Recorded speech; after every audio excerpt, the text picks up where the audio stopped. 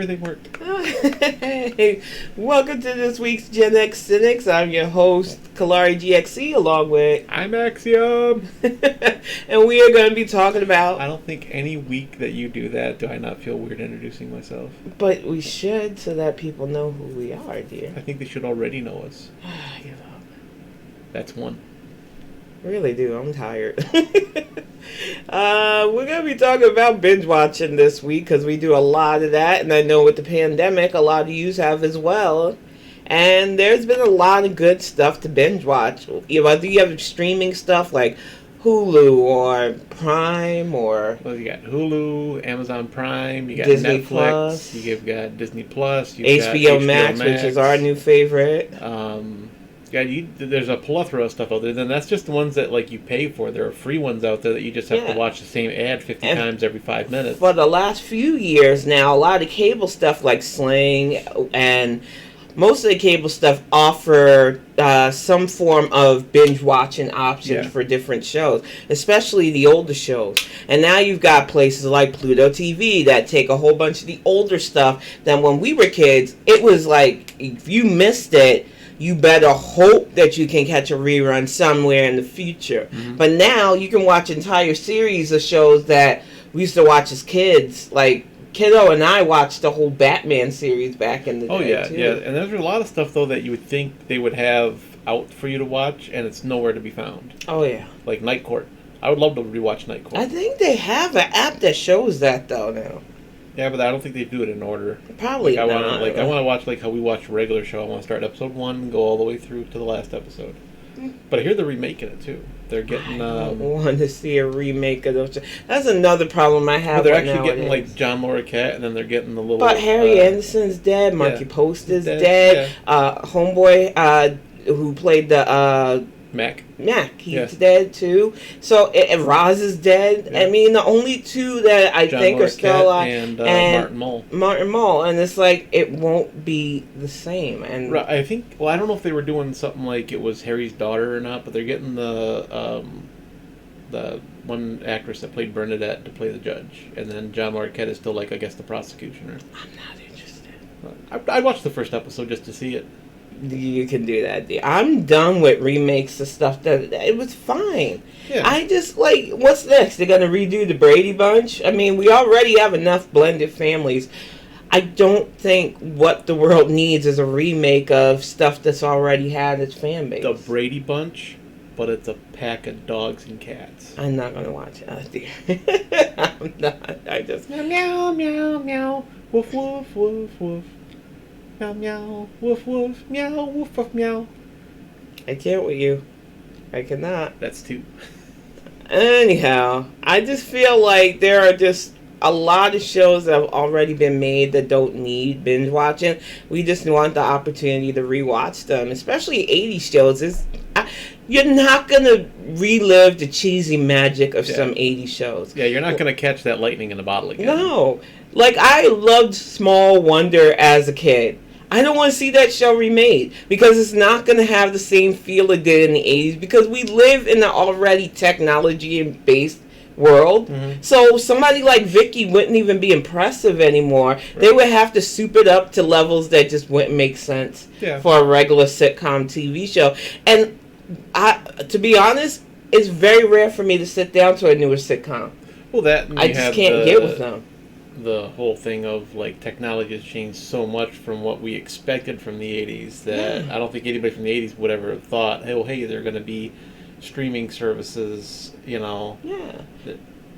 And then you've got shows that like they tried to teach values and lessons, and there was a lot of special episodes back then.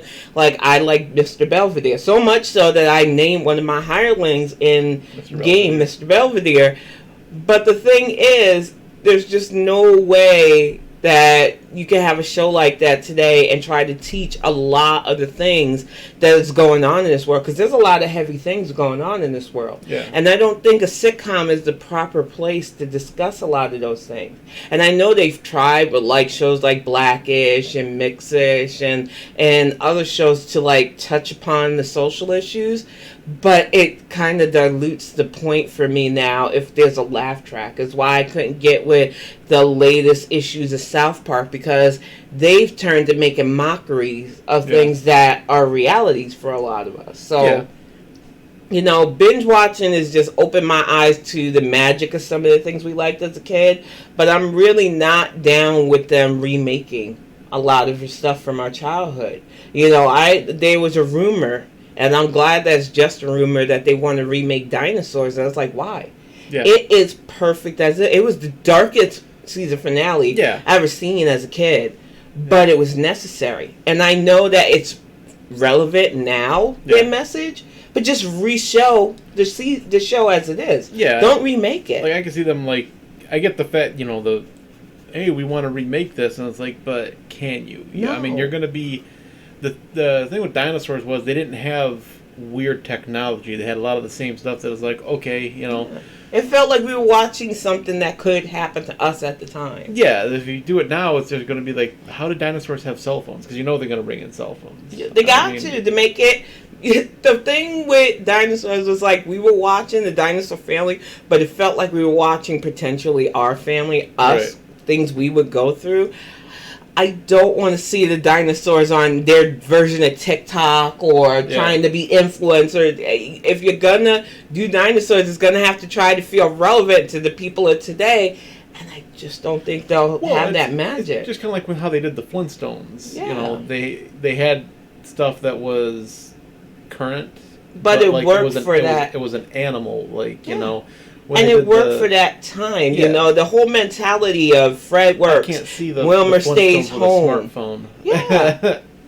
To try to do the Flintstones, like for even our time, they had to make them kids. Yeah. We had the Flintstone kids in the 80s because their mentality would not have made sense or flied even for us, because by that time, women were in the workforce. It was a bit more evening of society, and I say that in quotations because we know society isn't really even. They had to change up the formula because the original Flintstones worked for its time period. Well, I think that's why they did the Jetsons. Yeah.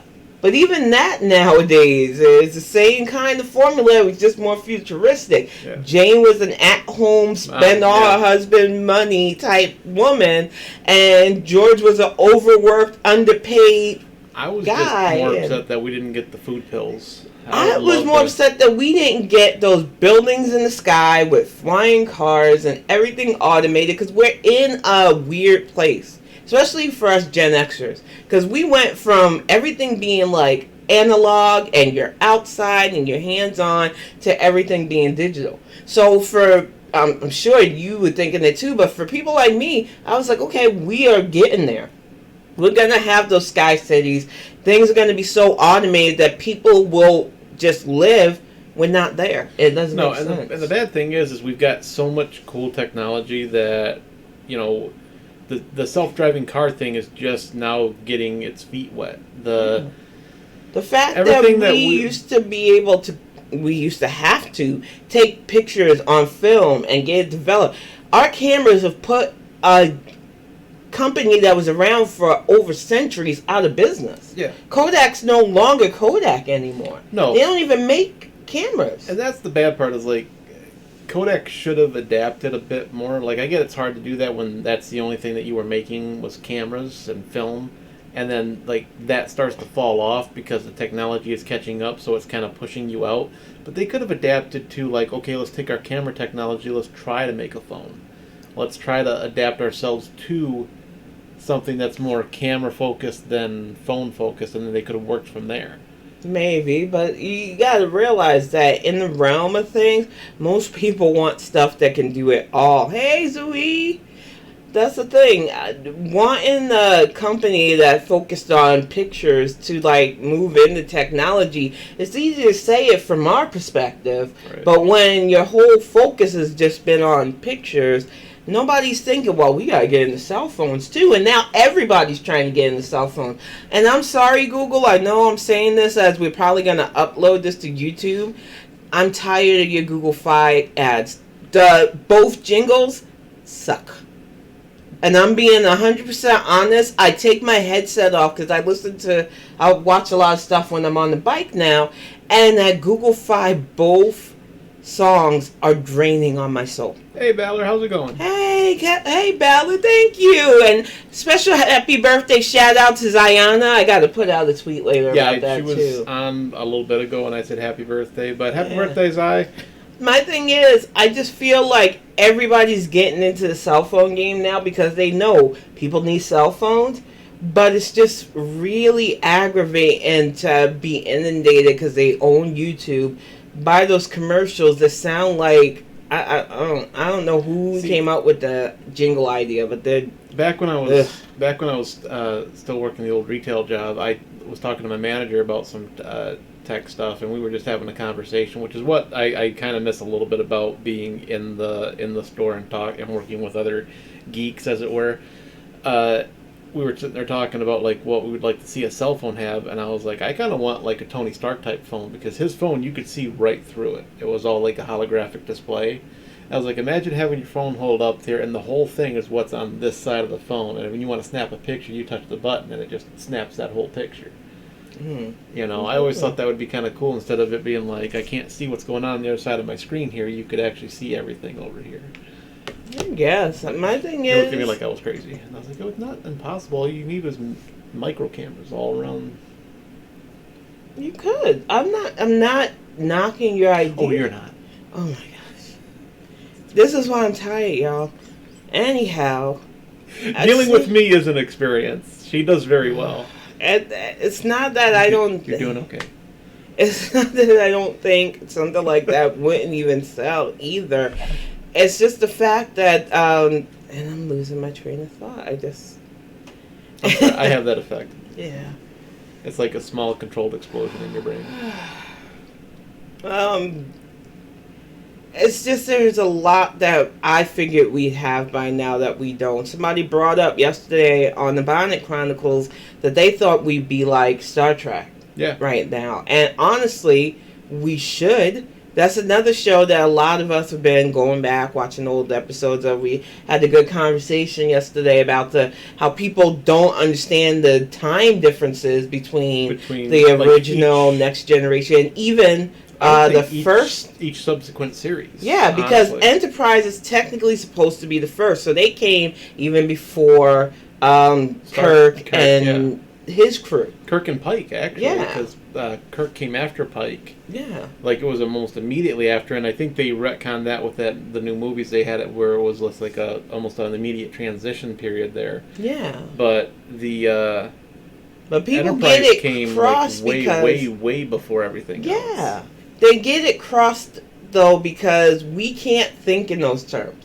We keep getting it mixed up because we think star dates are the same as our regular dates, and it's not. That's why a lot of people get meshed with the whole Enterprise and regular series, and then the Next Generation, which is, from what I've pieced together, a good couple of 100 years after Kirk and his crew. And I mean, that's it's like the fact that, like, in that particular series, because I love watching the old Kirk and Spock and McCoy series every so often. Like, I would say at least once a year I boot it up and watch it from beginning to end. I think I phase out a little bit around season 3 because the episodes just started to get crazy. Like, one of the last episodes is Kirk getting his body swapped with his old fiance or something like that because she wanted to be a starship captain. I felt like they were really trying for, like, rating stuff towards the end, especially too. Plus, I had a weird relationship with the original Star Trek. I had a guy my mom was dating that was so into it that I despised it because of that for the longest time. Mm-hmm. And I didn't understand why, especially once it finally started to sit down and watch it myself, why I let such an outside influence. But I was always more of, for sci-fi, like, comedies. I liked Red Dwarf and stuff like that anyway, because nobody else in the house watched it. Yeah, but I think it's, like, I didn't watch The Fifth Element for years because my one friend would just not shut up about it, and it was just one of those things that was like, okay, you talk about this movie constantly, as like any chance of I'm watching it, you've annoyed me with this conversation so much I don't want to watch it. And then I watched it and I was like, yeah, he's right, this is a great movie, but it's like I couldn't see it at the time. I had to wait until I could actually watch it. Yeah. You know? And it's the same with a lot of series, though. There are a lot of series out there as a geek that if I was to give my real opinion on it, people want me to turn in my geek card. Because I'm just not into them. And people are like, oh, you'll love it all. They'll ask me questions about it. It's like, I'm not really interested. No, that's the thing. I don't ask people to turn in their geek cards for anything like that. If I like a series, or if a series is really popular, like Firefly, I love Firefly. Most people I know loved Firefly, but I'm sure there's a few people out there that couldn't stand it. And we don't want to hear from you. And you know what?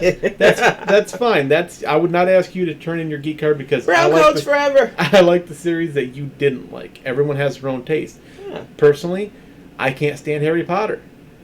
And a lot of it's nothing to do with the story of Harry Potter. A lot of it is to do with the people that got into Harry Potter that weren't geeks for like magic and sci-fi fantasy stuff beforehand. Because like, oh, you got to read these books; they're super great. I was like, you wouldn't even pick up a wizard book before. Now that's all you want to talk about. I was like, you don't get involved on one thing that just because it's catchy at the moment. And stuff, and for me, when it comes to my fantasy, I've always been more of a D&D girl and Lord of the Rings type person. I love those kind of fantasies because I love dealing with magic and sorcery and stuff like that. I do love sci-fi a bit more now that I'm older too, but I love the thought of that's why I'm in the slime. Yeah. That whole idea of technology and magic fusion, that's my jam. Yeah. And it's just like so many people miss out on the opportunity to really weave those two genres together in a good way, and that's why I gravitate to any series that does it well.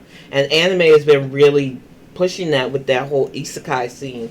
Yeah. And for those of you who don't know isekai, that is just the Japanese phrase for you're transported to a different realm, more than likely like a game base or a fantasy story realm. And game worlds, as some of you know, if you're gamers, operate on a different level of physics, level of rule sets than our world.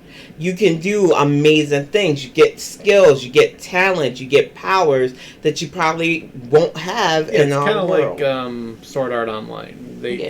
But instead of it being a game, they're actually their whole world.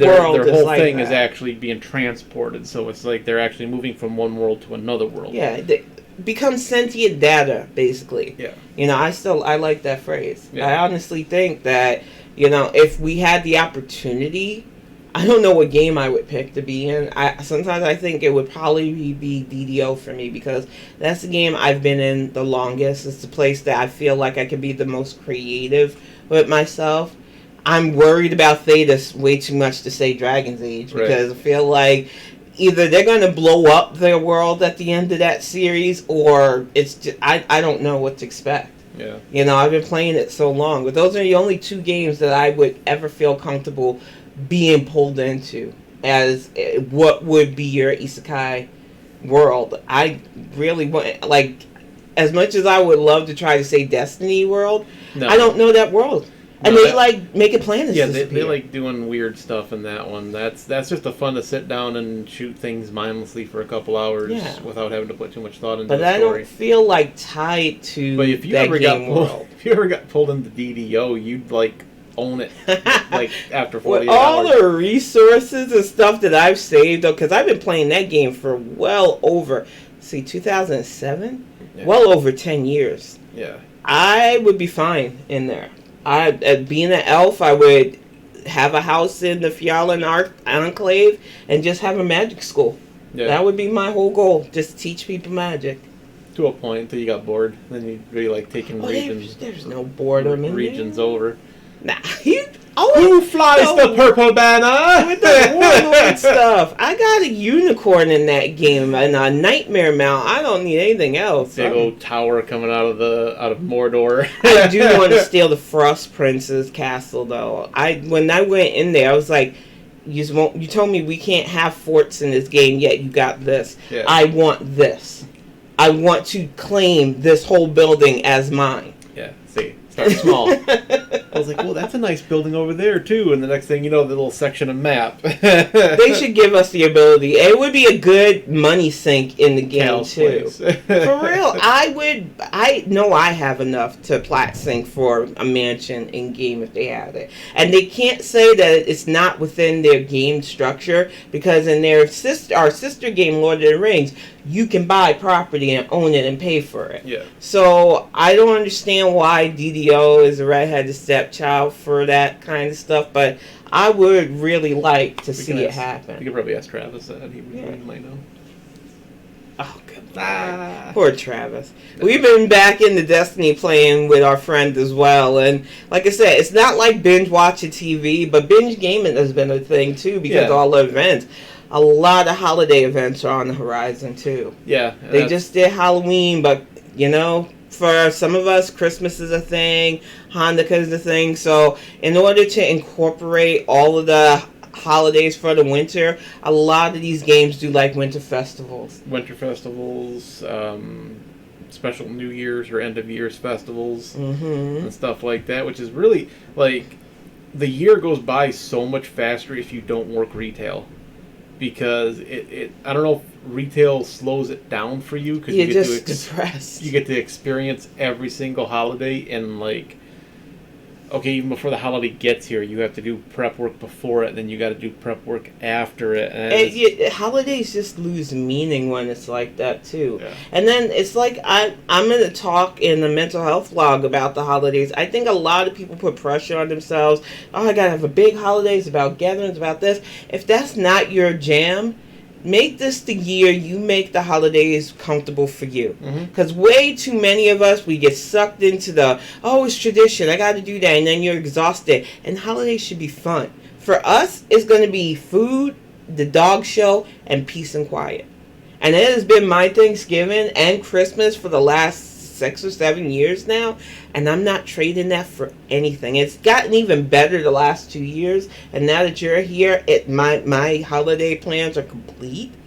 But I don't plan on any more big type gatherings, because as an introvert, it was exhausting. Yeah, it's not fun. Like, I never, even as a kid, it's like I always liked seeing the family and stuff like that. But it's like you always ended up being like, well, hey, so-and-so is going to be here, so don't say this, or don't act like this, or don't do that, be on your best behavior. And it's like, why do I got to change how I behave around this person because they can't handle it?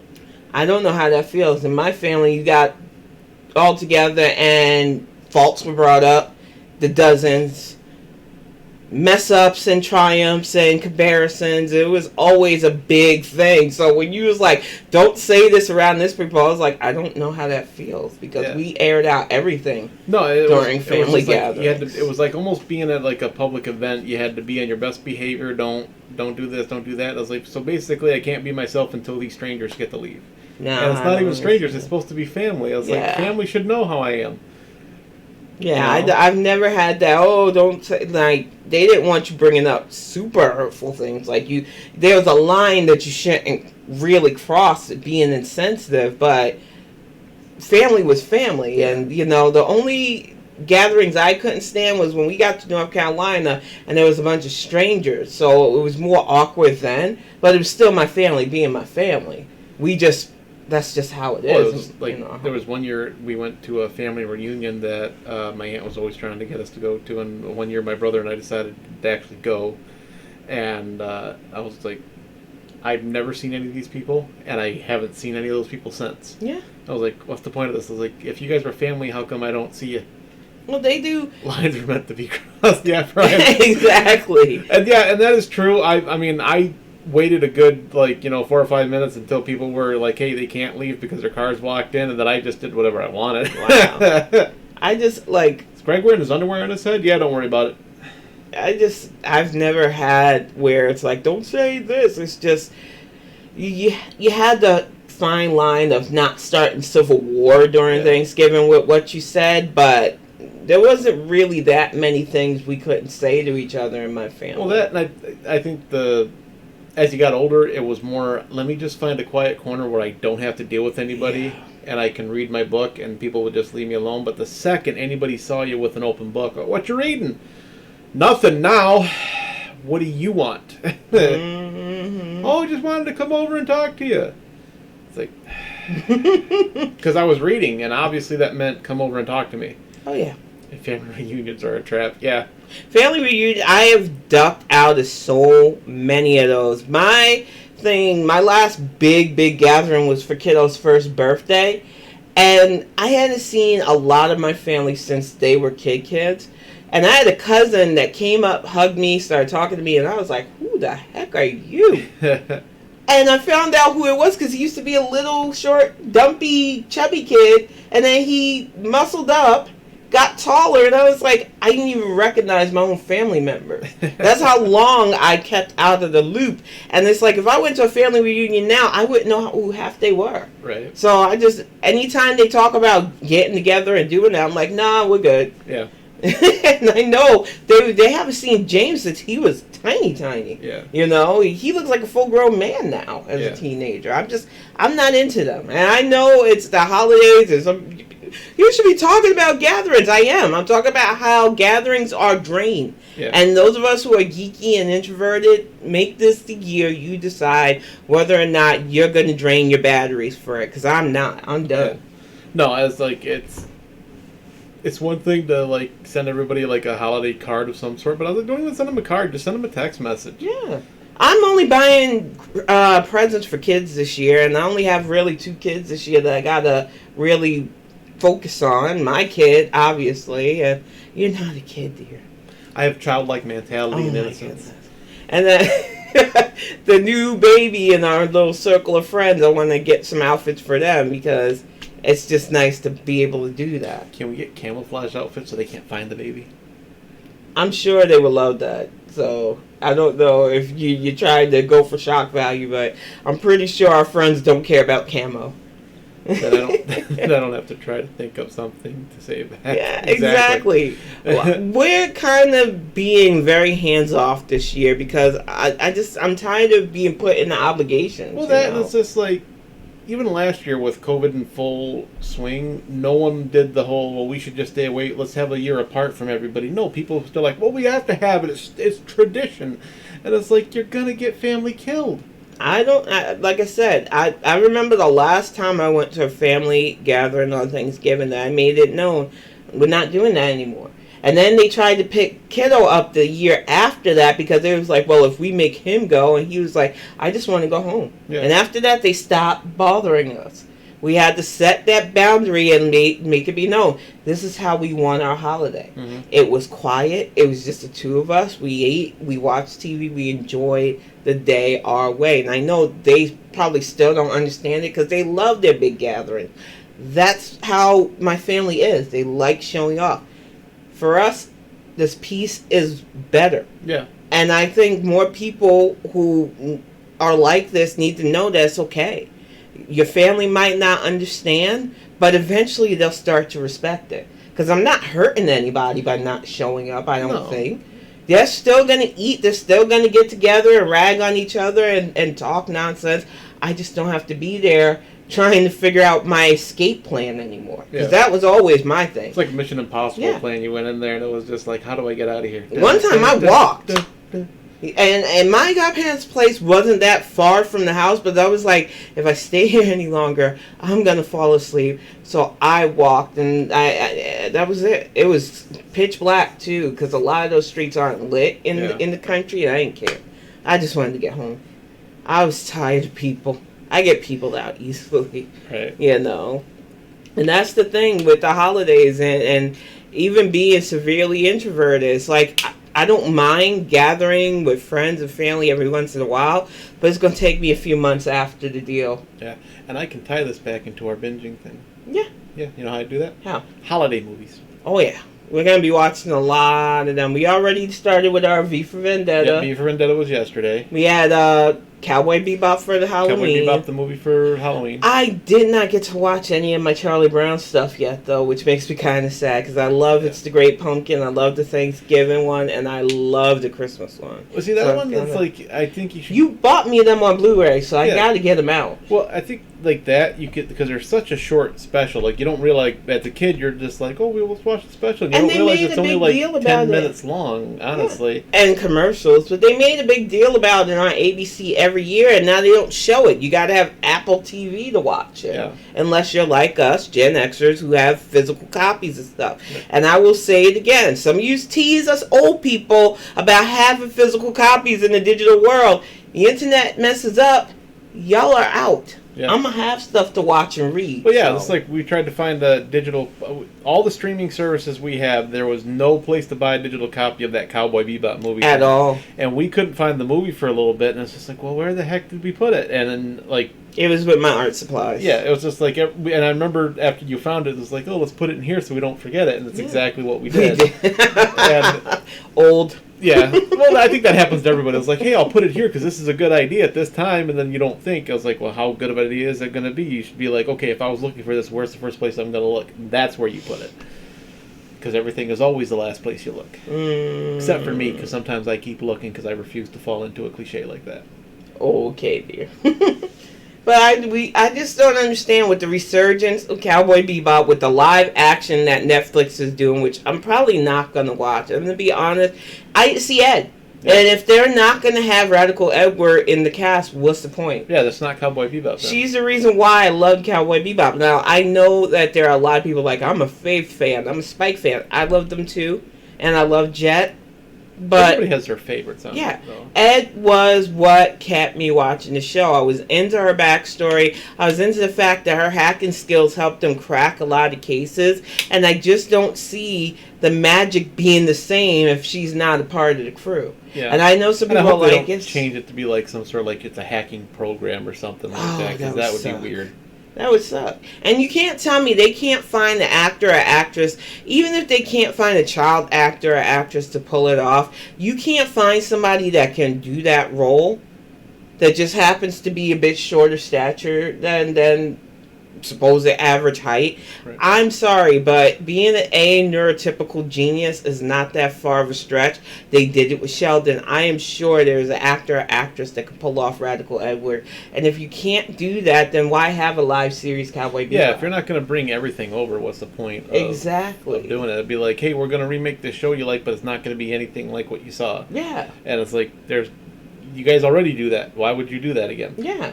And I'm just worried about the whole idea of readapting anime features in the live action as it is, because I don't know if there's a live action anime series that I've liked yet.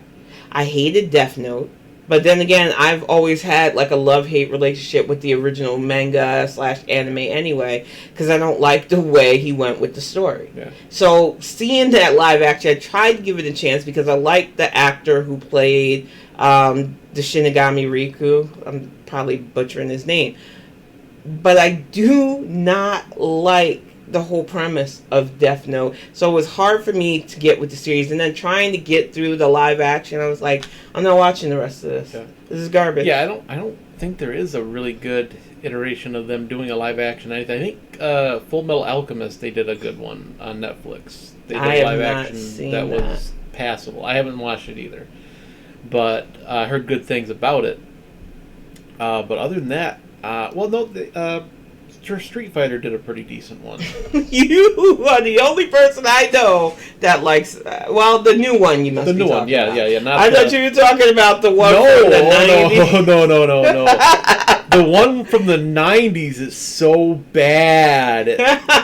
Would you like it because you say it's so bad it's good? I love watching it. Raul Julia was one of my favorite actors of all time, but watching him as M. Bison is just painful for me. And you loved it. Oh God, I love that. It was painful for me. As soon as I was in so cheesy. I was in a what was that one store in the mall?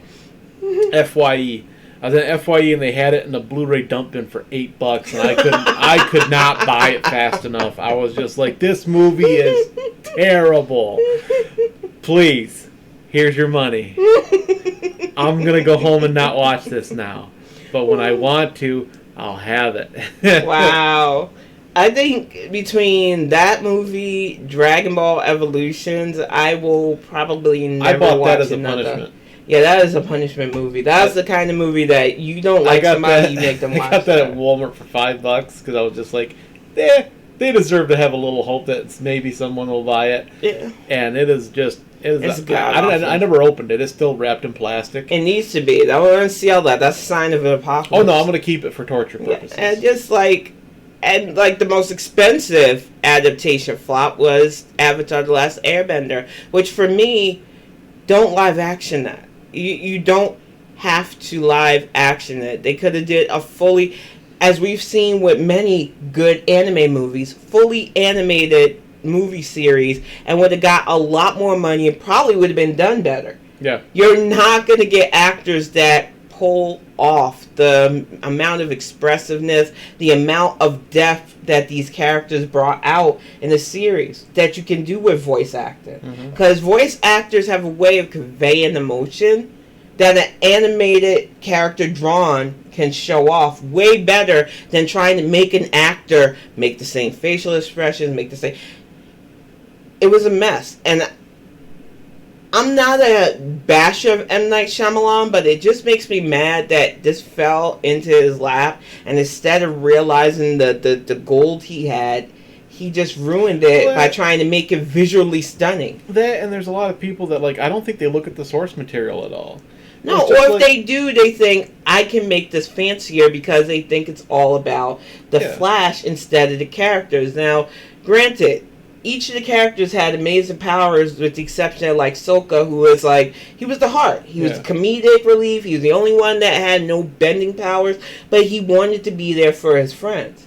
They didn't even get him right. Yeah. Because the kid they had, and I say kid, it was probably a grown person, playing him, didn't get the comedic timing, didn't even have comedic timing, didn't understand what it was to be a goofy older brother of a powerful waterbender at all. No. But the whole thing that bothered me was none of the characters felt true to who they were. Yeah. Katara wasn't confident at first, but she was strong in her convictions. So she was learning, and that's why you loved watching her character grow. Because she went from, I know how to waterbend, but I'm really not sure what to do, to actually getting in power as the seasons went on. Mm-hmm. And then you had Aang, who, even though he knew he was fairly powerful as a kid, he just wanted to be a kid. Mm-hmm. And they missed the golden opportunity to highlight what that's like. I'm that all-powerful airbender, but it doesn't matter. I just want to have fun. Yeah. I'm also an 11-year-old kid that just wants to be a kid. That was the brilliance of Avatar, that you can't just translate that to live action. And I don't think we're going to get away from it, because every time a series is good, they try to live action it. Yeah, they try to live action at one, which I think is a mistake. Some of the stuff you have amazing computer-generated art. You should just CG it, get the same voice actors that work on the show to work on the movie or whatever you're trying to do. Like Final Fantasy Advent Children, that was a good one. And it's just you can do so much more with technology than, hey, we need to have a live action list because people want to see it. People got to stop acting like animation is only for kids. It's not. I am really looking forward to it. We need to look it up tonight to see when we can get our ability to view the new My Hero Academia movie, because I'm looking forward to that. And the thing is, I'm afraid with the popularity of that series, it's only going to be a matter of time before they try to live action that too. Because it's a big thing over in Japan. They live action a lot of their series. Yeah. My Love Story, which is one of my favorite things, if live action Sailor Moon, which is abysmal.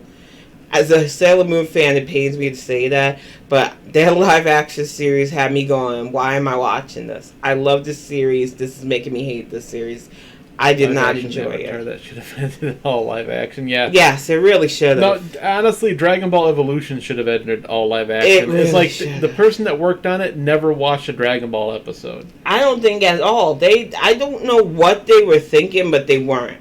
Everything was wrong. It was like they went and got the people that worked on the Mario Brothers movie and be like, hey, how about another shot? Yeah, that was the first live action movie that made me go, what am I watching? And I got hyped. Most kids back in the day were like, they make a Super Mario movie, let's go see it. And then you're sitting in the theater like, what? This isn't anything like Mario.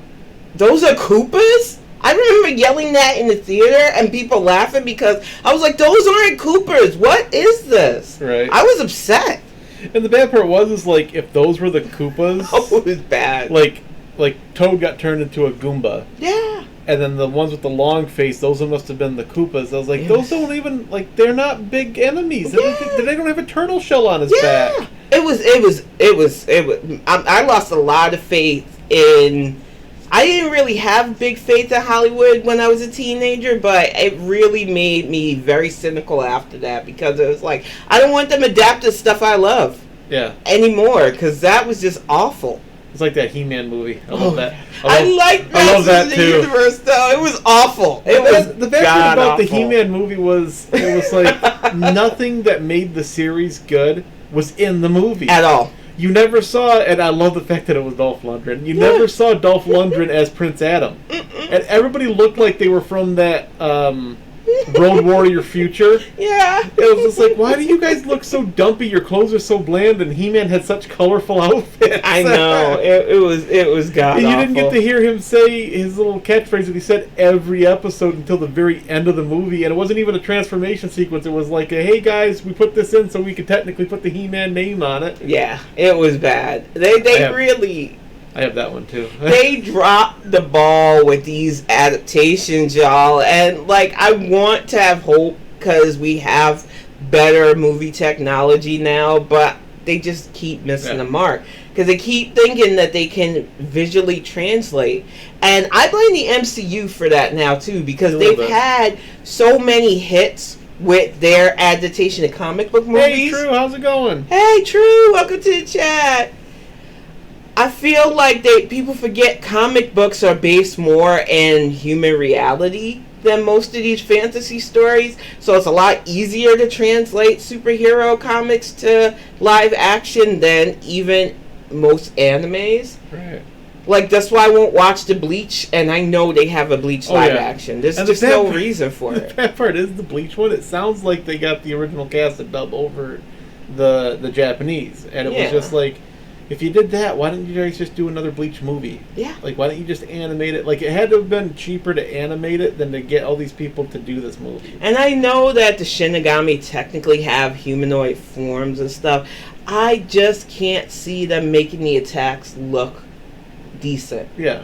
And that's the thing. The visual effects of Bleach has always led me to believe that it's better animated or at least CGI'd than it would be live action because it would look so campy and weird. And there have been some live action like the Gintama that is meant to be comedic. So when they go that weird CGI explosion, it's meant for comedic stuff and it works. Yeah. It's funny.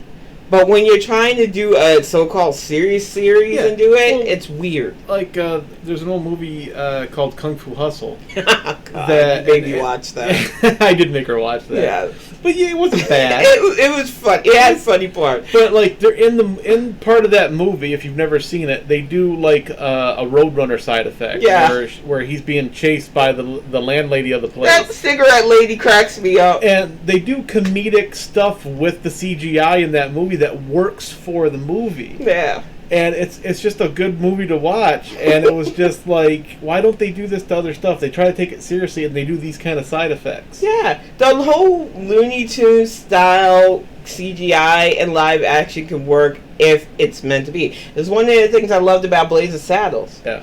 They literally put in that and that blew up stuff, and it was hilarious, but it fit the context. Some people, they just miss opportunities with it. I just love that movie. Yeah. I love your mom's reaction to you watching that movie for the first time because you told her it was my favorite movie of all time, and she was like, Tin's black, right? Yeah. I love that because it was just like, are you sure Tin's gonna like this movie? I was like, Ma, this is Tin's favorite movie. It's my favorite movie of all time because it goes out of its way to make fun of everything. Yeah. Like, nothing is off limits. They could not make that movie today. I just love the fact that he takes himself hostage. Like, that whole the whole thing, like, when you think they're going to call him out on it, and the guy's like, hold on, folks. He's serious. Yeah. It's like, are you kidding me? The bad part is, I think we're that dumb now. Oh yeah, we've been. I think that we like that level of idiocracy. Yeah, pretty much. And it shows how irrationally stupid hatred is on all forms, but how it's everywhere and in different genres. And I love the brilliance of Blazing Saddles, and it's one of those movies that there's no way they could remake it to capture that magic. Gene Wilder telling how he hung up his gun because he got shot in the ass. Little kid shot me in the ass. And it's one of those things that it's one of those movies that you just love to watch when you need a laugh. But during the holidays, it was another one of the big ones. We watched that. We watched March of the Wooden Soldiers, which you got me that on DVD as well. I need to start watching that because that was the Thanksgiving tradition for us too. We watched that. Yeah, there's not a lot of Thanksgiving movies. You know, there's the Charlie Brown, which you mentioned. Yeah. But there's not a lot of Thanksgiving ones that I like to watch, except for I like Planes, Trains, and Automobiles. That was a good one. Home Alone could be watched during that or Christmas. Yeah, Home Alone I think just gets shifted to Christmas because it's so close. Yeah. You know, but I mean they start showing it right around Thanksgiving everywhere. Though. Yeah. Like, you see a big push like, hey, don't you guys remember this? And now they're trying to remake it, and they're not calling it Home Alone, but it might as well be. And I looked at it, and I was like, I have the original. I'm going to say, what are they going to call it? Apartment Vacant? I don't know, but it's basically Home Alone. The whole leaving the kid home, setting up traps, fancy house. You can't do Home Alone like that now. I mean, the kid could have ran everything from his smartphone if he wanted to do that. Mm-hmm. It's not going to have the same magic, and that's what I say about adaptation. I would rather them do a movie showing Macaulay Culkin becoming Jigsaw than to see another Home Alone, just to show like Kevin McAllister's life from there to where he like had becomes to change, John Kramer. Yeah, he had to change his name because people wouldn't leave him alone and stuff, and then he just becomes Jigsaw or Zooey and making Mario Maker levels that no one wants to play. You are so crazy. See how I segued that in there? It'll make more sense once I post the video. A full 20-minute video with just your level, Zooey. He loves your levels, Zooey. A full 20-minute video. He loves your levels, Zooey. But yeah, it just hit me to segue into that real quick. It's a good segue, though. I know, it was pretty funny. But I just feel like everyone's on that side of the screen going. I'm sure they're not here. Somebody slap your knee and laugh like that so that she can't say it didn't happen. Wow. But anyhow, I just feel like a lot of adaptations just don't understand that they're unnecessary. There are a pool of talented people with ideas, stories that they want to get out there, and they're like, you know what? Let's just remake something that was popular 20, 30 years ago. People won't mind. Yeah. We mind. Yeah. Because you're not going to capture. I'm telling you, there was just something about, especially shows that were geared towards the 80s, that just had that perfect blend of cheesy watchableness that they just can't translate now. And I had a weird dream the other night that they were thinking about redoing the Golden Girls. Don't do that. No. You don't have to do that. The Golden Girls are perfect the way it is. And I get that a lot of people are like, we can redo this and recast it. And no. You're not going to capture that same magic. No, and don't try to do what they did with Ghostbusters and recast it with guys, because that doesn't work either.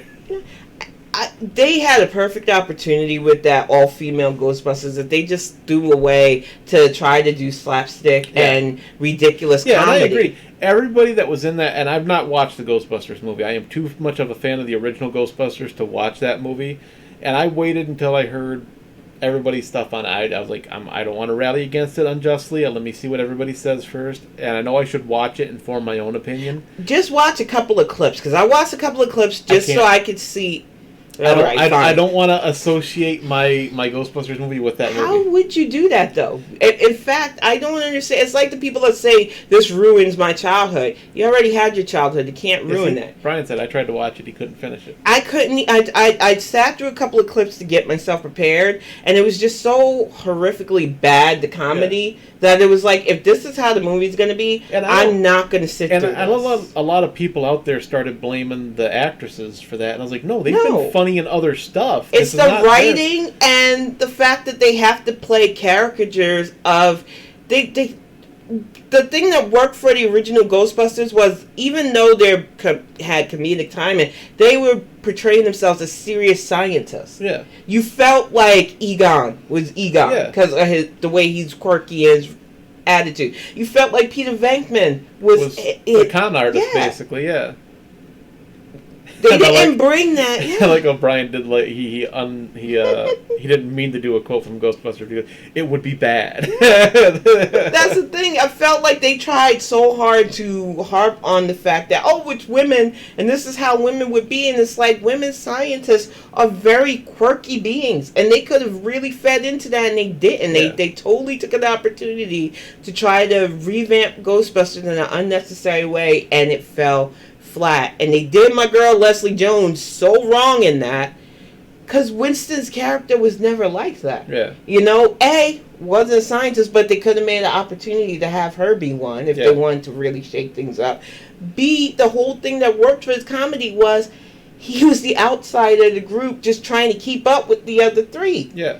And his line, when somebody asks you, are you a god, you say yes. Yeah. I felt that with my chest.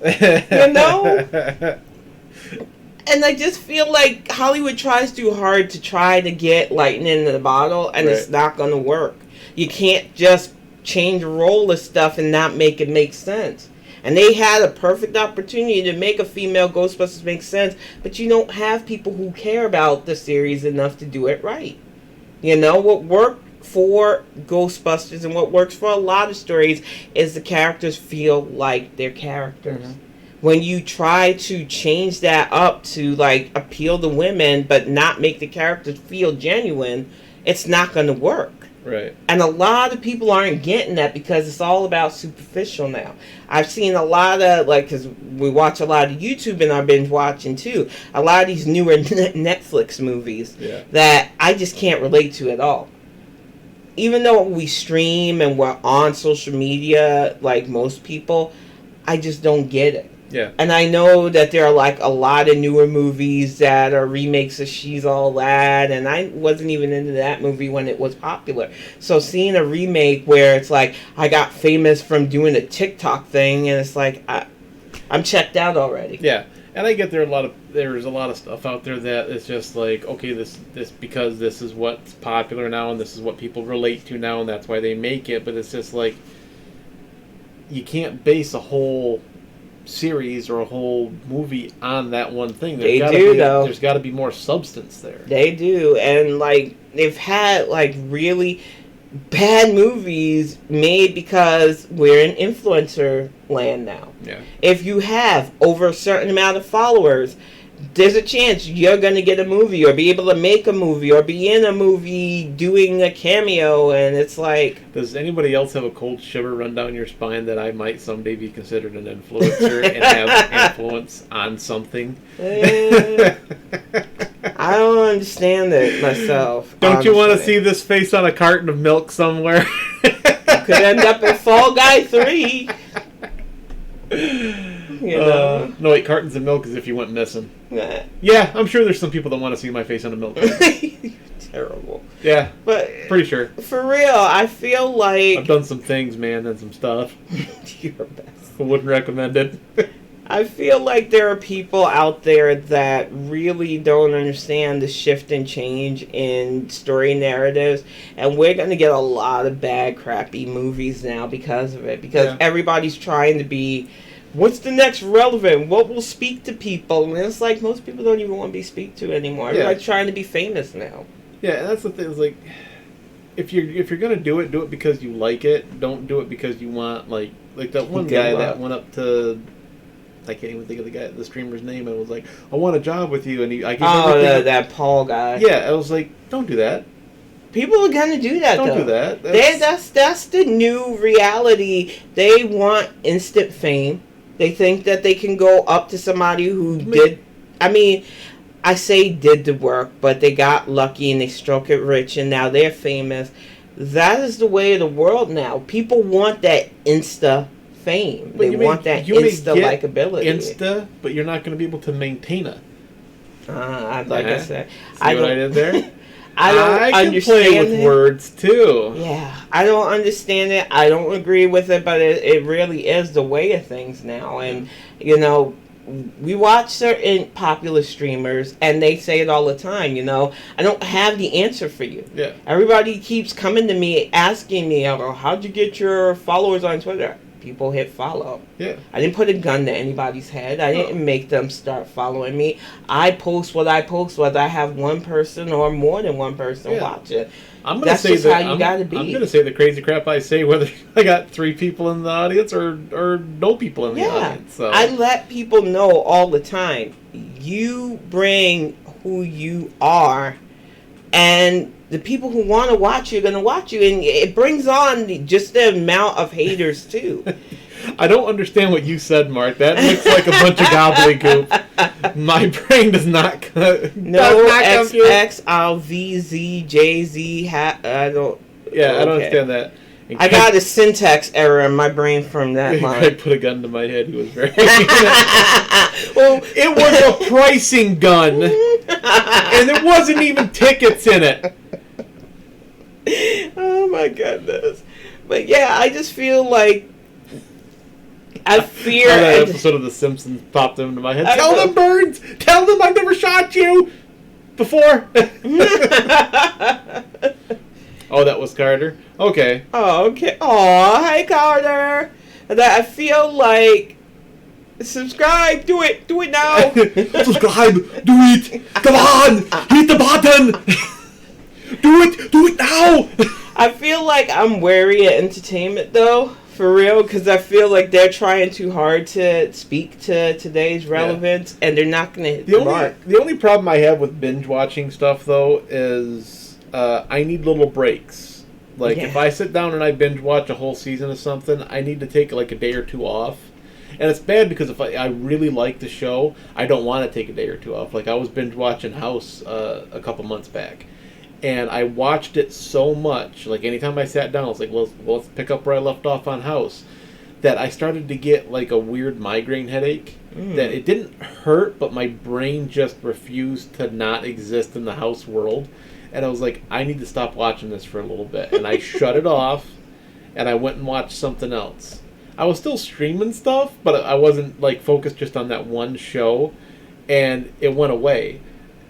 So it's like, if you do watch streaming stuff, don't do the whole show and just to feel like divvy it up a little bit, like especially if they have multiple seasons. I've been watching American Horror Story, and my brain was like, we should do a marathon of it, but I hated this last season double feature, so it's like, no, I'm good. And it's been, I know some people want to hate on the series.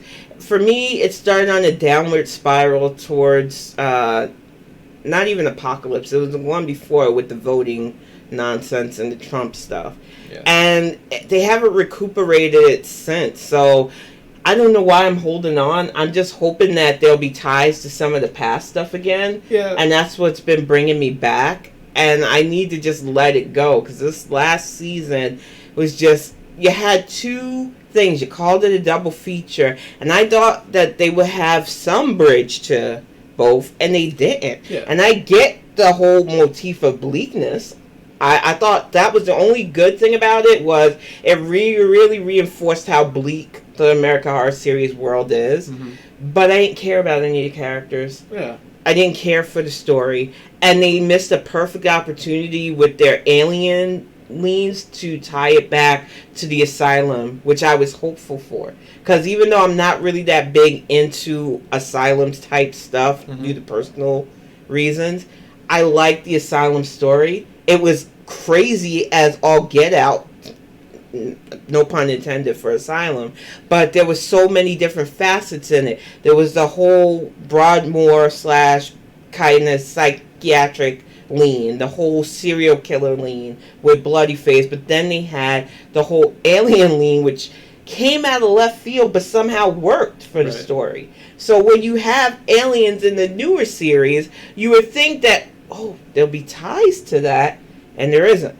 It's just flat. That whole series finale was flat. Like, I never watched any of the other stuff, so I didn't really watch this much of it with you for these stuff here. And it was like they had interesting premises for everything, but it was like they didn't. It wasn't executed well. Yeah, That vampire thing I could have done without completely. Yeah. It was like they had, hey, we've got a half an idea here and a half an idea here. Let's put it together, call it a double feature, but we won't tie it together. And I was like, I thought they were going to tie it together somehow. They were going to have one be especially the cause with of the other. the whole pill thing and everything else. I thought for real there would be some kind of tie-in to make it make sense.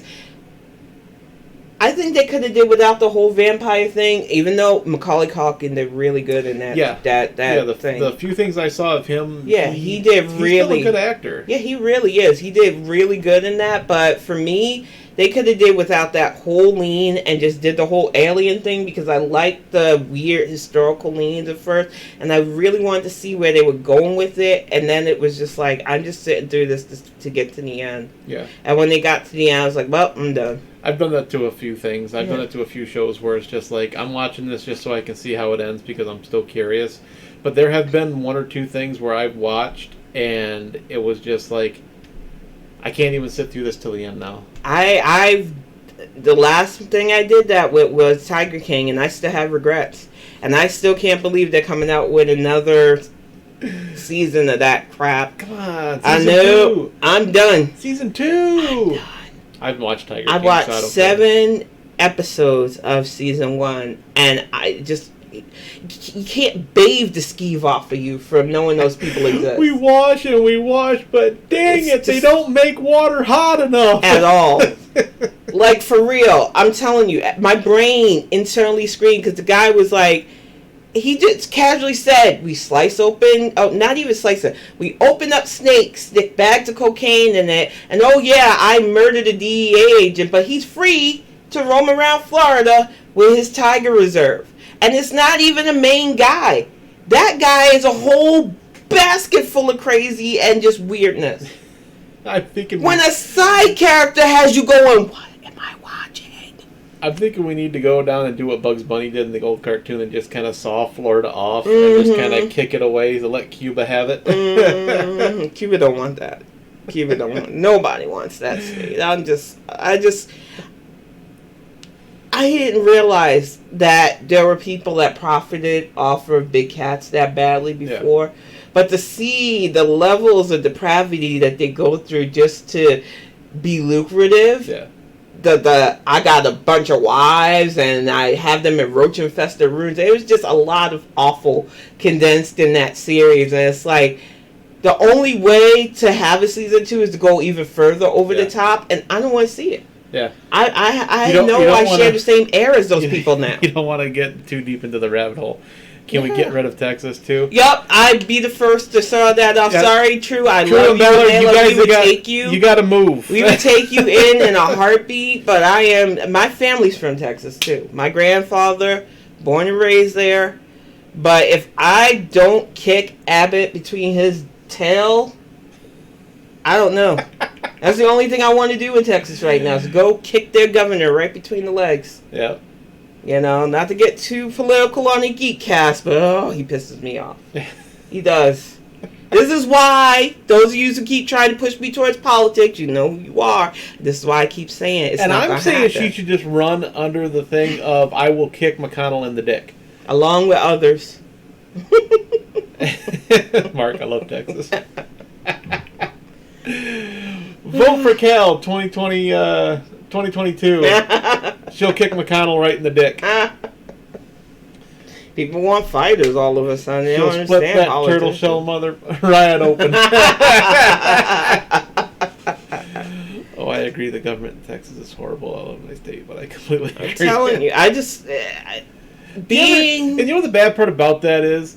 You can be from a place and people will hear stuff about your state and then they automatically assume you're the person that's about. Mm-hmm. And it's like... New Yorker, I know. I just lived there. I was like, if I could live somewhere else, if I could just take and pick up and move... But what kills me, and what kills me is they think every place in your state is the same. Like, I knew I grew up in one of the 5 boroughs, the worst one. New York is still a big-ass state. they forget that there's an upstate. There are places in New York that remind me of Michigan. Yeah. And it just kills me that people think of New York as just New York City. And it's like, yeah, I grew up in the city, but there's a whole ass state of New York. We have our mountains and forests and everything else. Yeah. And it just bugs me when people go, oh, you're from New York, you know, you must be from Manhattan. How's Manhattan? I never really went to Manhattan. Yeah. And I can prove that everybody does this, too. Yeah. How? Alabama. You all just thought of somebody marrying their cousin. Really? I didn't. I got friends in Alabama. said, you all. Oh, you crazy. I wasn't talking to you. You exceed any kind of rules that I try to set up for. I know. I know. And you make it look like I'm crazy. I'm not crazy. You are. They haven't tested me and they can't prove it. They ain't got me in the net. I am free to go. Okay, dear. But anyway, I just feel like with binge watching, it has helped heal a lot of stress from the last 2 years, too. Yeah. And I think that's very important for mental health, especially, is to do things that can keep you relaxed. Yeah, just like if you have an old show that's your favorite, like when they re-released all the Transformers stuff, and I'm a huge Transformers fan. Brian can attest to this. It was a cartoon that tied into toys, but made you love the characters. Yeah, and I will sit there. I like Voltron. Every time that it's hard to watch now, though. Every time that they come out with a new, like, they just came out with the movie, like, 35th anniversary for it, Steelbook, and I bought it. And I was like, I already have the movie on Blu-ray. There's nothing wrong with the 30th anniversary one that I have, but every time they come out with a new iteration of it, I was like, oh, I gotta buy that. Can't really argue for Ohio. Yeah, I'm done with Ohio. Farm in Alabama will start playing if families come together. We moved up here, and I felt like I was ready to cry trying to get out of the state of Ohio. That was such a long drive. When she got out of the truck, I cried.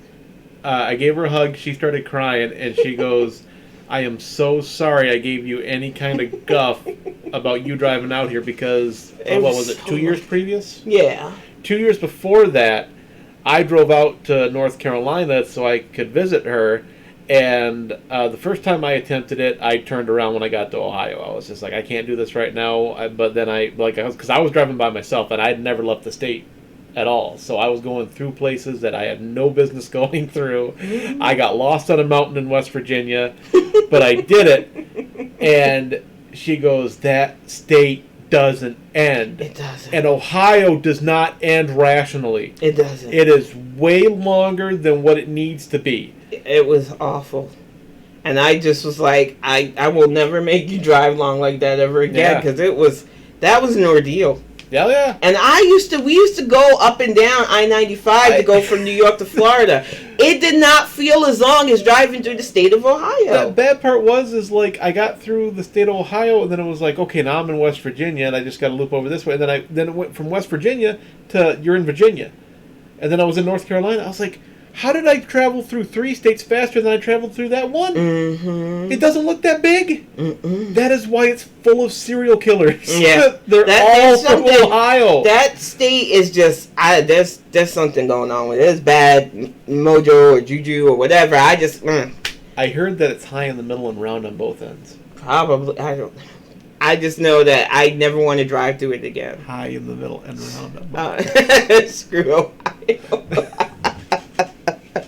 We're going to lose any fans we have from that state. No, I'm pretty sure the people in Ohio agree with us. Terrible. I'm pretty sure we could shrink that state down to the level of acceptability. I would take Ohio over Florida still, though. And I've lived in Florida, so yeah. Well, yeah. You don't get Ohio man stories, because most Ohio man stories are serial killers. You get a lot of Florida man stories where Florida men and women are just on a whole nother level of crazy. Yeah. I think it's just being surrounded by water. Yeah, and gators probably. Yeah.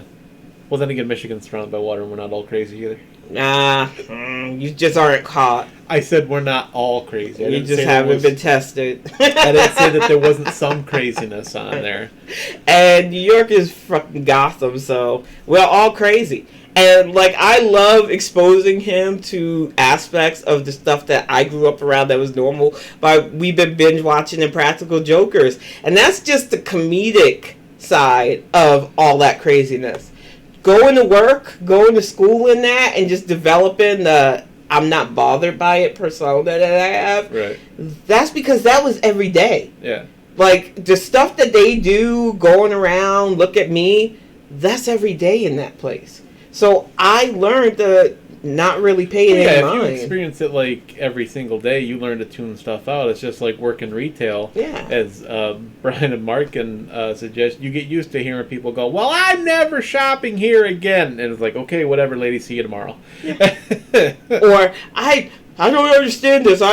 This store gives better discounts. Yeah, well, go to that store then. Yeah. I don't understand what you want me to do for you.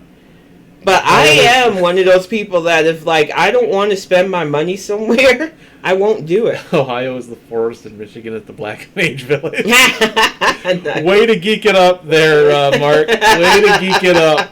I can accept that. Yeah, I accept that. Yeah, exactly. It's like we want to get to the cool place, but we got to go through the sucky place. Yeah.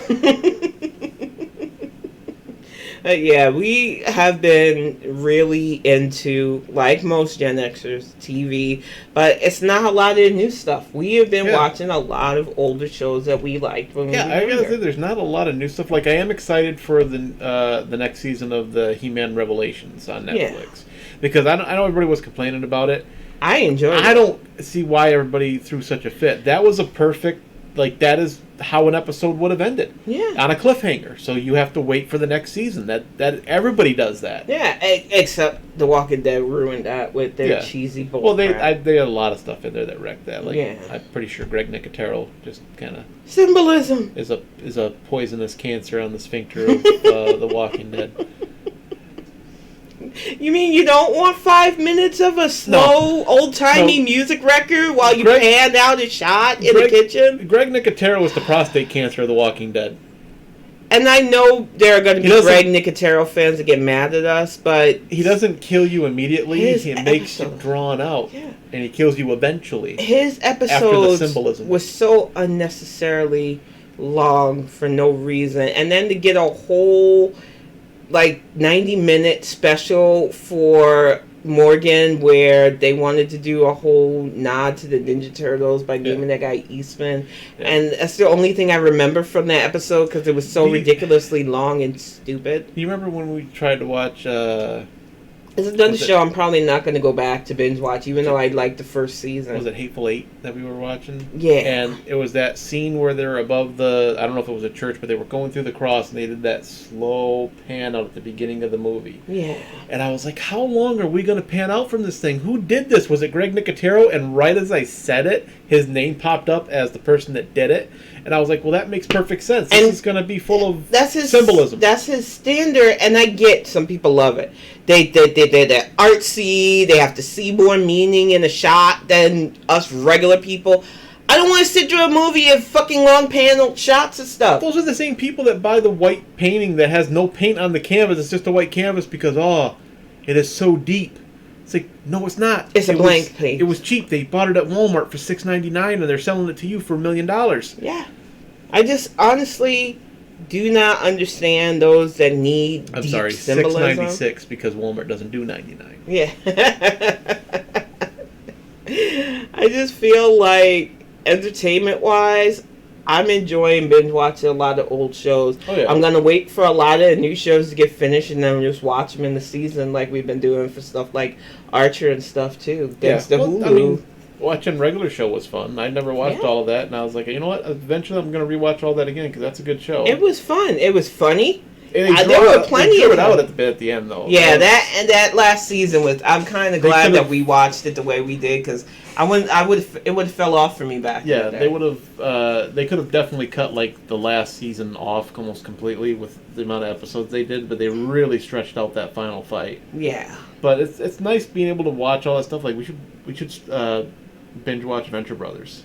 Yeah, But that we'll get back. always goes quick. It's going to make me depressed. I'm going to wait till it gets closer to the movie release because they did that series wrong. Yeah. They really did. It was the longest running Cartoon Network series, and instead of giving them the kind of play that they deserve, they just unceremoniously canceled them when season 8 could have tied a lot of stuff together that they left seeds for. The new League of Legends show on Netflix better be good. I haven't heard of that yet. I hope so. Netflix has been throwing money at everything to see what sticks. Yeah. So I'm hoping that they hit Netflix, gold. throw me a check. I guarantee it will stick. I like the Beastars. Yeah, but they kept that animated. Good one, yeah. Yeah, I read the entire manga series, so I was worried about it being I'm not watching it, Brian. You're not going to get me to reference anything that you're sending me on stream. It's not going to happen. What's going to happen is I'm going to wait until we go offline, then I'm going to watch it. You're not going to get me. Oh, my goodness. You're a mess. You're no fun. See? Exactly. He wants me to watch it so he can catch my reaction. No, I'll send you a picture of my horrified face. Oh my goodness. So bad it's good, so good it's bad. I have no idea. I'm not watching it. Wow. Don't help him. Fine. It's almost time to start getting dinner. Face. Here. Oh Lord, pen face.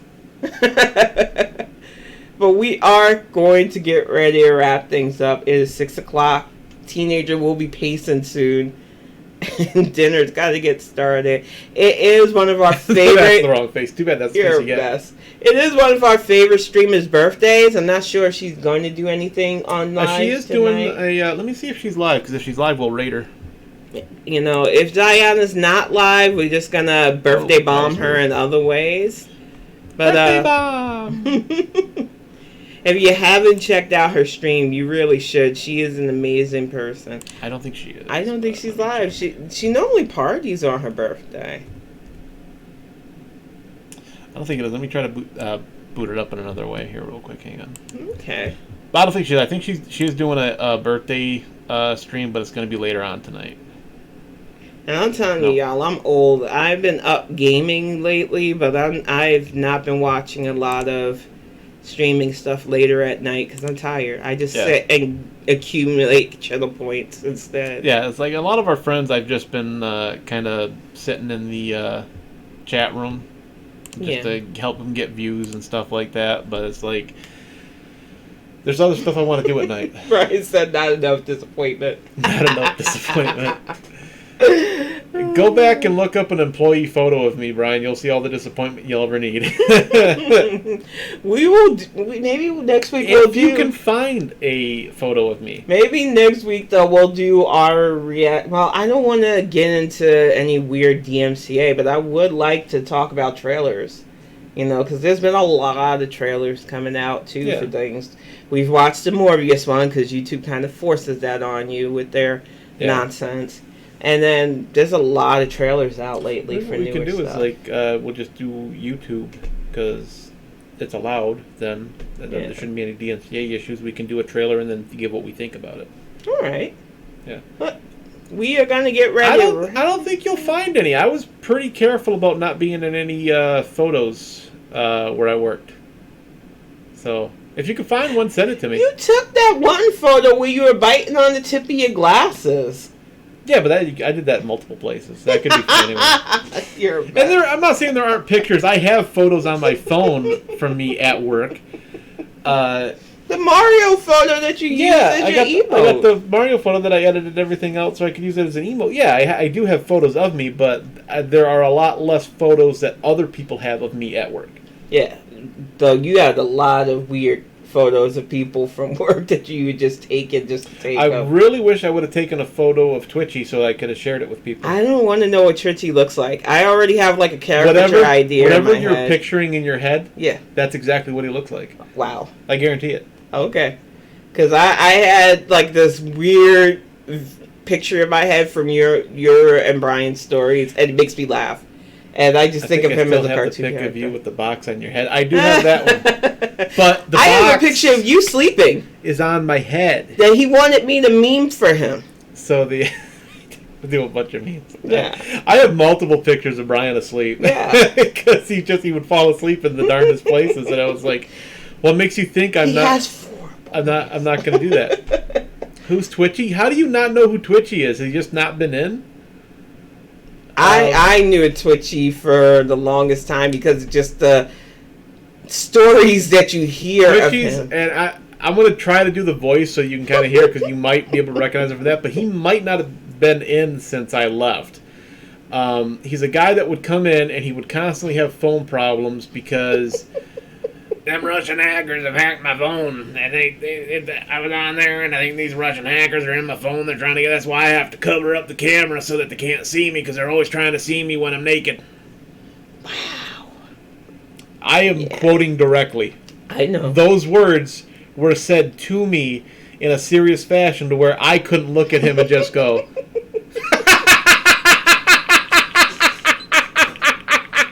I had to maintain myself. That's why I couldn't do it.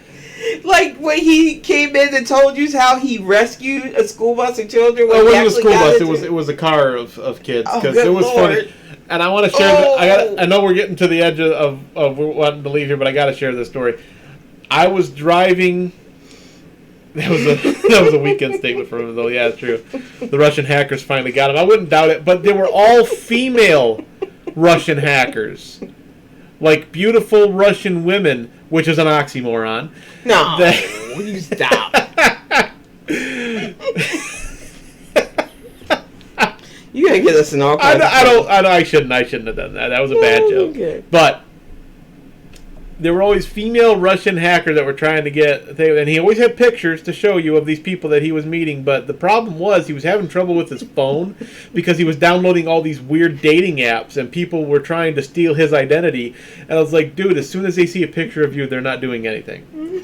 But there was one time I was trying to go get a pizza, and there was a snowstorm coming. And I was like, I can get there and get back before the storm hits. And I couldn't. So smart-wise, I turned around and went home. But on the way out there, the storm had not even set in yet. I saw a car that had come off the expressway and was on the side of the road, the expressway was running up over here, and it was facing the road that I was on. And I was like, that car looks familiar. And I went up, and then I came back, car was gone. Mm-hmm. The records and stuff weren't even there. The amount of him getting him out of that ditch that quickly was amazing. And on the way back home, I was like, oh, the car's gone. Well, they got him out quick, or whoever was driving. The next day at work, I hear he's there. He just appears like you say his name too many times, he appears like Beetlejuice.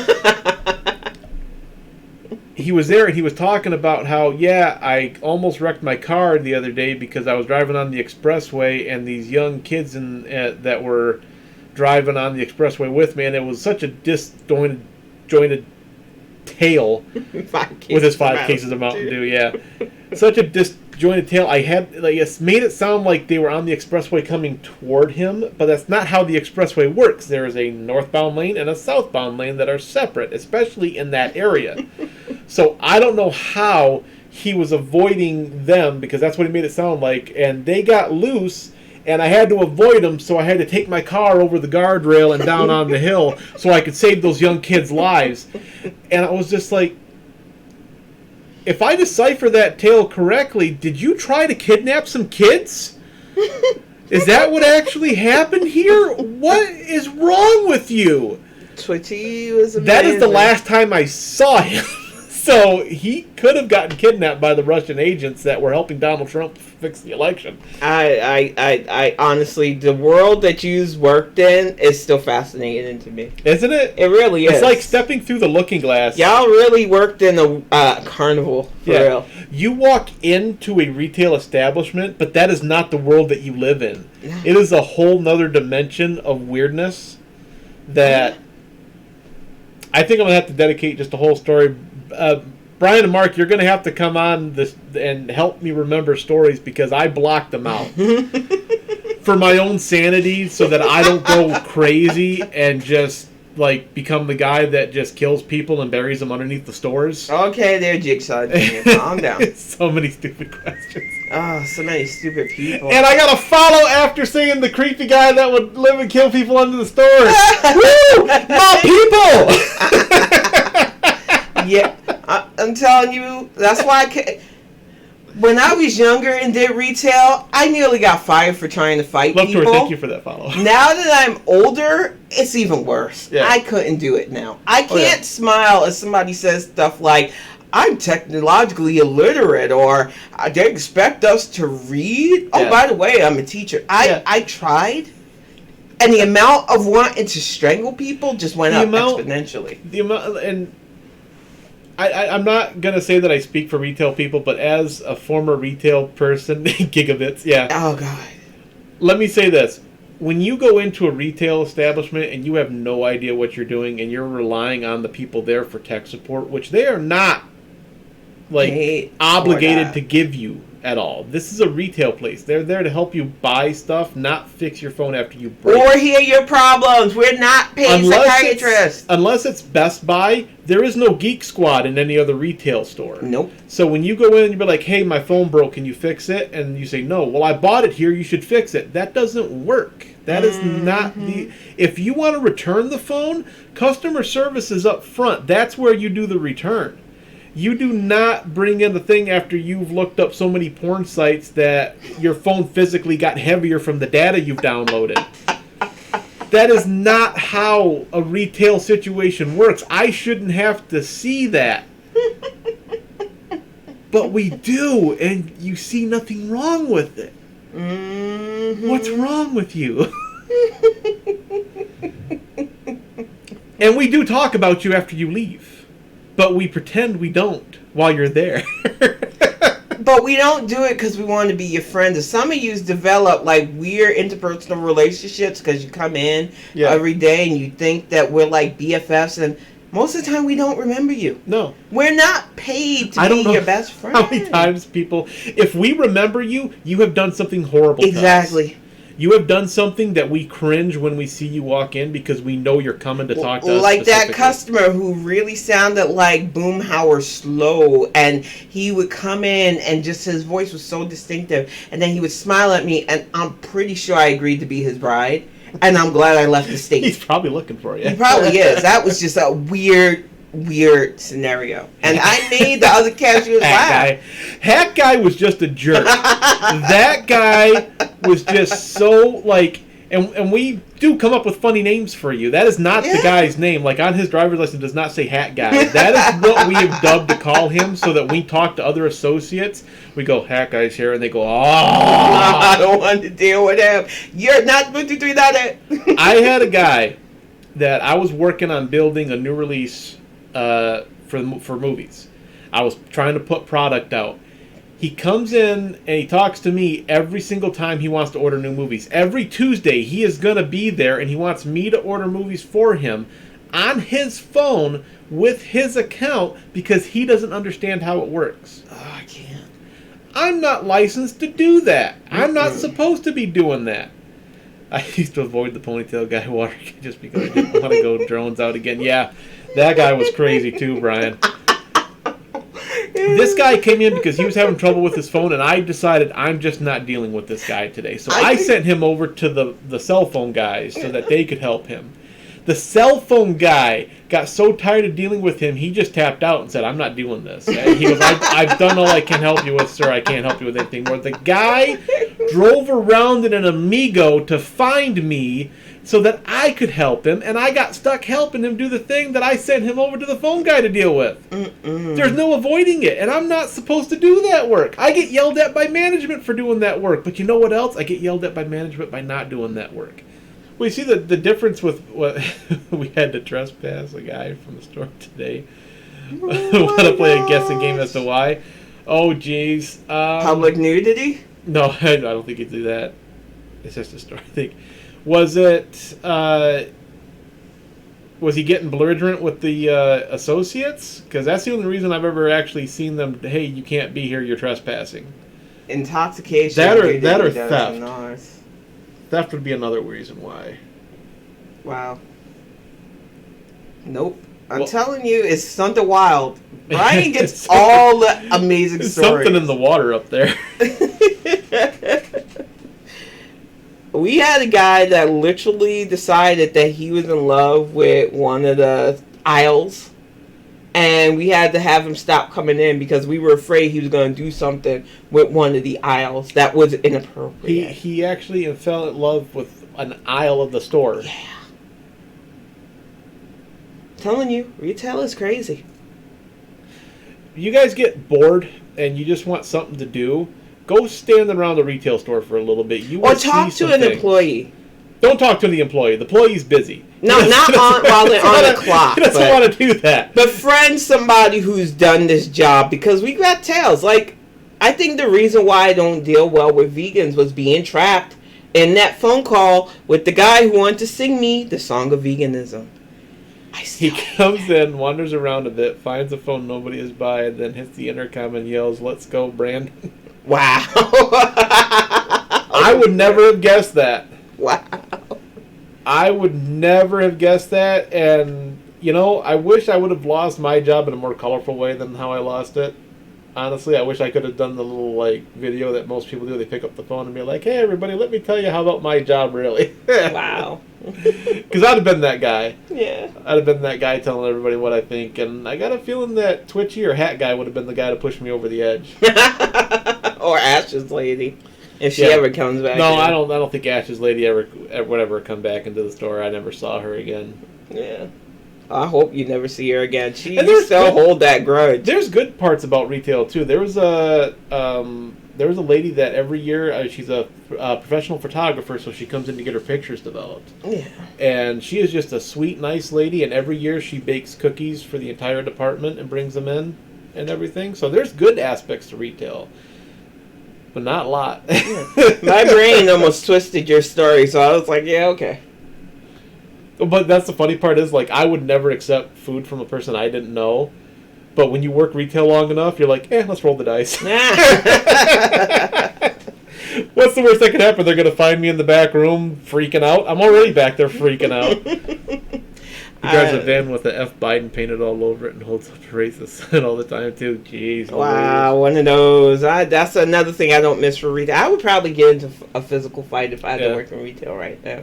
Because we're still in a weird time. I miss the opportunity to be in retail and punching MAGA hats. Yeah, I could have got fired for that. I would probably punch a customer, so I'm pretty glad that I'm no longer in that stressful kind of situation, because there are some really ignorant people out there, and they're not afraid to be loud, but they will be afraid to take that punch, because I'm ready to throw them. Yep. And Mark, I know the lady you're talking about, because she did the same thing when I was working there. She would come in and she would have a problem, and no matter how you helped her, like, hey, I gotta turn this light on. Because it's a little bit too, we're getting a little grainy. Because it's getting dark. I know. I'm gonna stop it here in a little bit. Well, we're having a good conversation. I know, but your battery's gonna go out soon too. Yeah, I know. It's like a Temple of Doom situation here. What's gonna happen first? Am I gonna finish my story, or is the battery gonna die? Is the old man with the 2 Verizon phones still around? God, I hope not. I mean, I don't want anything bad to happen to him, but I hope he figured the phone situation out. I still laugh at the rotary phone guy too. Oh yeah, that's Brian's story. I love telling that story. But no, there was a lady that came in, and I think Laura was still the department manager at the time, but it may have been little Nicole instead. But she came in, and it was like, "Hey, I want this tablet," and we were like, "Okay, well, let's go. We'll get it for you." We went back to get it. It took maybe 5 minutes to get, which was pretty quick considering the time of day and everything like that. And it came out, and she was like, "Well, it took you guys long enough. Can you guys set this up for me?" No, we don't do that here. Well, why not? If I'm buying here, you guys should be able to set it up for me here. It's like, well, we have to have access to a lot of personal information to do that. We can't do that. Yeah, it's not our job. And then she got mad and was like, well, can I just take it with me, or do I have to check out back here? I was like, I'll take it up front for you. You just need to leave. I could shove it up your hoo-ha. Because that's what I felt like, dude. Just from the story, I'm getting angry. It's like, I don't even know the lady I want to punch her. There's no app for that. Wow. Oh, we have this guy that has a girlfriend in Brazil, and she needs a new phone every other month. Is that the same lady that came in for a track phone because she's got a 4-star general boyfriend?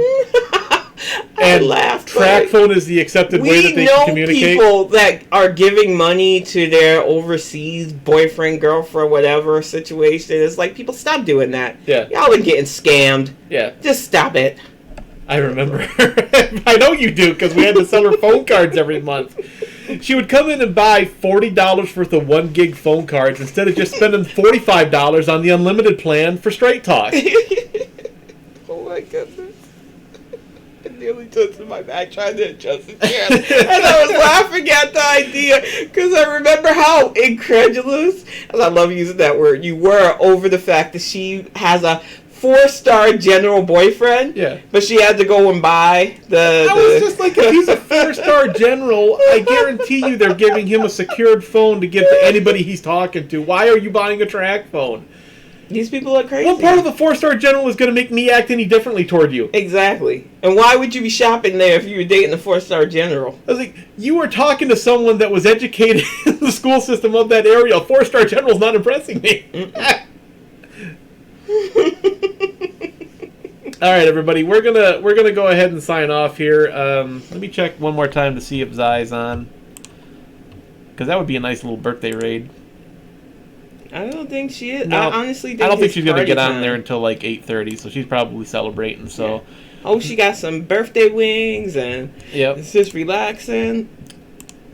But we're gonna let you go at a hearty because we could do this all day. Yeah, I think we're probably gonna do that next time. We're gonna have a cast where you guys are on and we just share retail stories, and you guys just remind me of them, and then they'll come right back to my memory, as you clearly saw they do.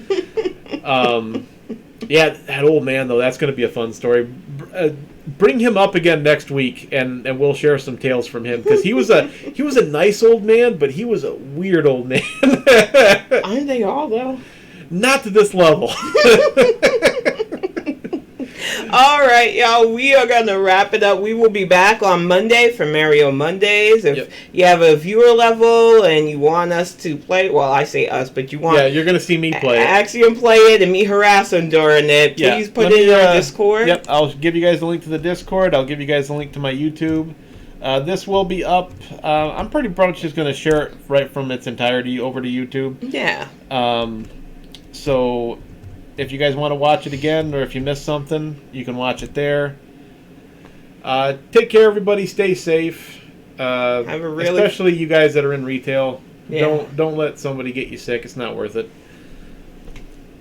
And I'm going to lobby for punch a customer. If I ever do get forced to run for something and get elected, I'm changing all kinds of legislation. Retail employees are going to be allowed to slug customers. I think every year you work retail, you should get a demerit, and you can cash in those demerits on anything you want and not get in trouble for it. Yep. Punching someone in the face, that takes 10 demerits. I would earn those. Oh, yeah. I'd totally earn them. I would earn them. And I'd have cashed them in both. Definitely.